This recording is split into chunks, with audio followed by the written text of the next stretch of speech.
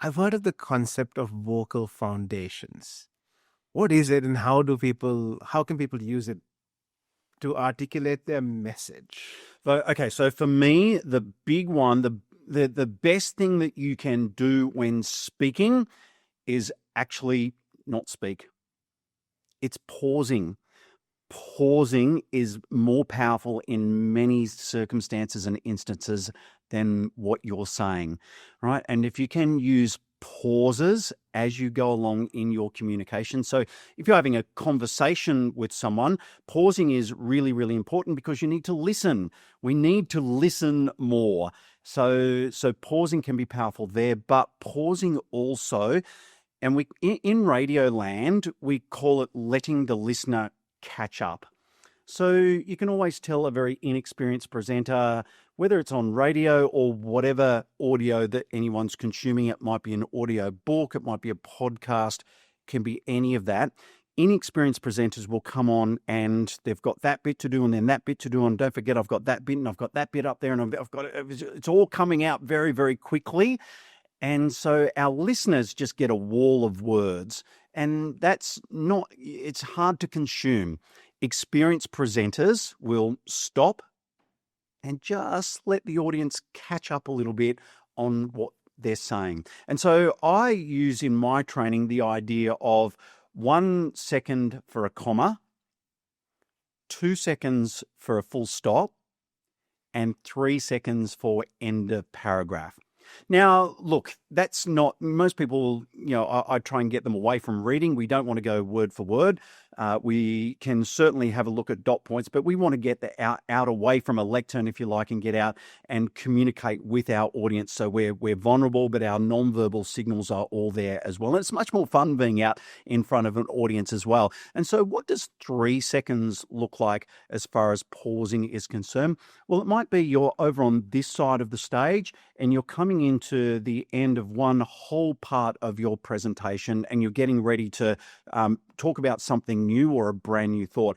And so 3 seconds might be that we stop over here and then you just make your way to the other side of the stage and then start again like that. So that is a nice 3 second gap. It lets your audience catch up, but non-visually or non-verbally, sorry. It also shows your audience that something new is going to start. And it's a really great way to sort of jolt your audience back out if they're sort of starting to drift off a little bit. So using that space. If then, though, you are rehearsing, if you're writing something down and you're rehearsing, getting ready for a presentation, you've got to mark those commas and those full stops in. And so if you can use that time and let your audience catch up, that moment of silence can be just so powerful, really powerful. And memorable? Because if I think back at, people that we revere as orators, as people who've left impact on us, think of Nelson Mandela, Barack Obama. Barack Obama was the next. Huge pauses. Yes. Oprah Winfrey did it really well as well. So a whole range. Winston Churchill was another one. Yeah. Over time, we go a long way back there. Who are some of the people that you've seen speak really well in Canberra or in the surrounds that you think, look, these people speak really well? I use a number of different videos in my training and draw on the experiences of people who have been on stage or been in front of audience and speak really, really well. So there is, I think we go back to 2014, the World Public Speaking Championships, Dananjaya Hettiarachchi.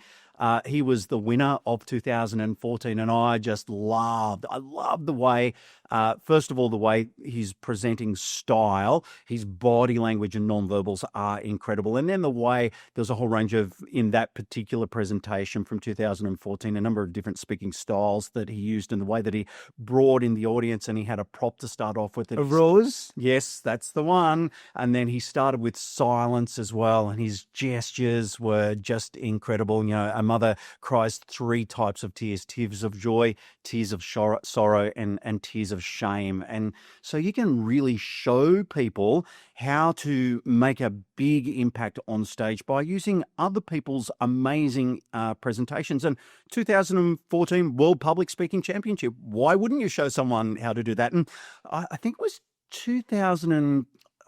21, I think it was, and Dananjaya came to Australia after COVID, and so I might have been 22, and only learned at the very last moment that he was in Australia doing some of his sessions, and I couldn't get to Sydney, and I was heartbroken. I actually wanted to go up. I would have jumped in the car straight away and gone up to see him do his training because.